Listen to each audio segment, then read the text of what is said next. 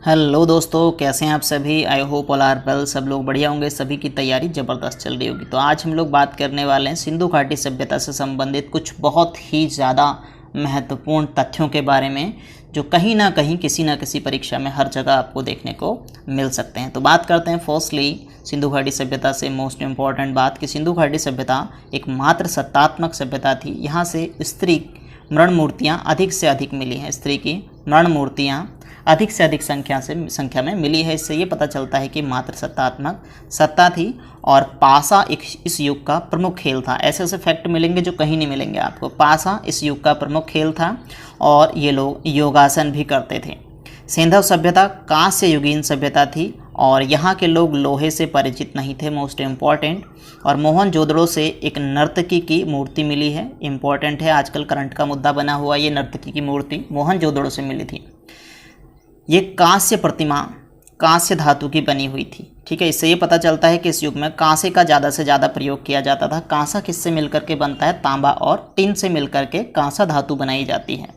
और सबसे पहले मनुष्य ने जिस धातु का प्रयोग किया था वो थी तांबा, और सिंधु घाटी सभ्यता के जो लोग थे वो यूज़ करते थे कांसा।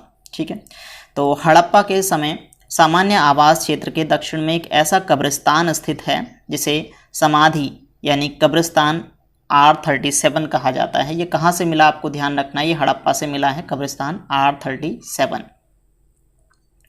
इसके अलावा मोहनजोदड़ो के HR क्षेत्र HR एरिया जो मानव प्रस्तर मूर्तियाँ मिली है, मानव प्रस्तर मूर्तियाँ यानी मानव की पत्थर की मूर्तियाँ मिली है HR एरिया से। चनहुदड़ो में किसी भी दुर्ग का अस्तित्व नहीं था। यहाँ पर दुर्ग हुआ करते थे, जो नगर थे।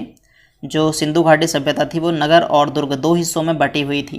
पूर्वी हिस्से को नगर कहा जाता था, पश्चिमी हिस्से को दुर्ग कहा जाता था। पश्चिमी हिस्से के अंदर जो दुर्ग था वो एक चार दीवारी से घिरा हुआ होता था दुर्ग। लेकिन चनहुदड़ो एक ऐसा क्षेत्र था जहाँ पर किसी भी प्रकार के दुर्ग का कोई अस्तित्व नहीं मिलता है। रोपण से एक ऐसा कब्रिस्तान मिला है जिसमें मनुष्य के साथ पालतू कुत्ता भी दफनाया गया था। तो ध्यान रखेंगे कहाँ से मिला, रोपण से मिला।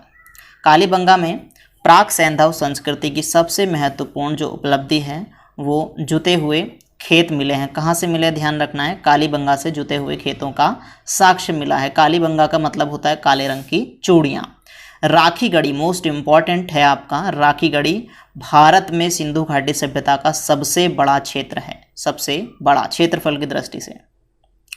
सर्वाधिक जनसंख्या में मोहरे कहाँ से प्राप्त हुई है? मोहनजोदड़ो से प्राप्त हुई है। और यहाँ की जो मोहरें थी वो चौकोर आकार की थी। लोथल और तेजपुर से तांबे की मोहर मिली है। लोथल से डॉकयार्ड भी मिला है, बंदरगाह।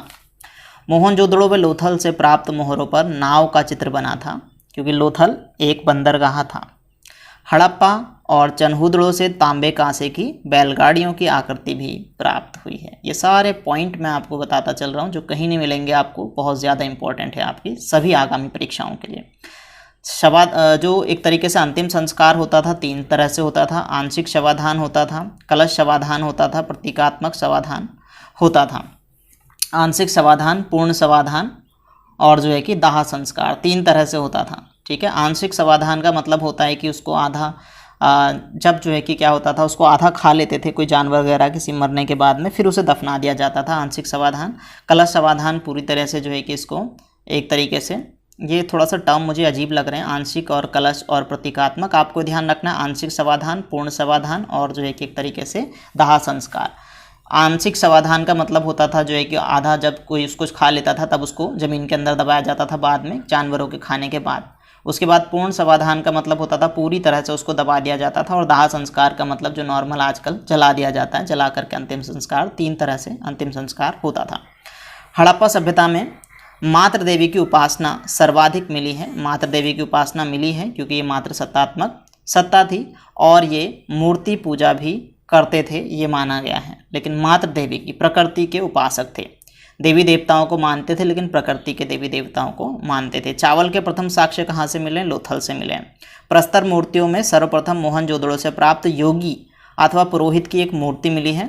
ठीक है, उसने एक शॉल डाला है, कॉटन का शॉल डाला है, उस पर 3 पत्ती वाला फ्लावर बना हुआ है। ये भी प्रश्न आपसे पूछ सकता है, जो योगी की मूर्ति मिली है मोहनजोदड़ो से। इसके अलावा मोहनजोदड़ो कालीबंगा से प्राप्त कुछ मोहरों पर पशु बलि के प्रमाण भी मिले हैं। लोथल से चावल के अवशेष, रंगपुर से धान की भूसी प्राप्त हुए हैं और लोथल और रंगपुर दोनों के दोनों गुजरात में हैं। कपास सैंधव सभ्यता के लोगों की मूल फसल थी और सबसे पहले जो कपास का प्रयोग किया वो सिंधु घाटी सभ्यता के लोगों ने ही इसको उगाया था। ठीक है। और सिंध सभ्यता के लोग जो हैं कि गन्ने से अवगत नहीं थे, गन्ने के बारे में नहीं जानते थे।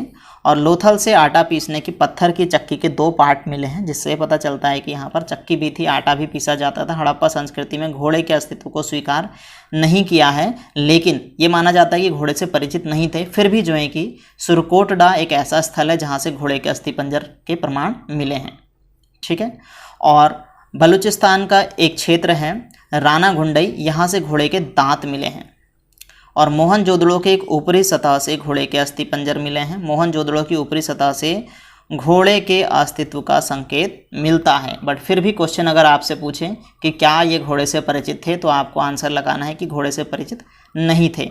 लेकिन फिर भी आपको ये सबसे पुख्ता प्रमाण जो घोड़े का मिलता है वो सुरकोटडा से मिलता है। आई होप आप लोगों को ये सभी इंपॉर्टेंट फैक्ट पसंद आए होंगे। अगर ये इन्फॉर्मेशन आपको पसंद आई तो चैनल को लाइक कीजिए, शेयर कीजिए, सब्सक्राइब कीजिए, ज़्यादा से ज़्यादा शेयर कीजिए, जिससे इसी तरीके की इन्फॉर्मेटिव वीडियोज़ आपको मिलती रहे, आपका नॉलेज बढ़ता रहे।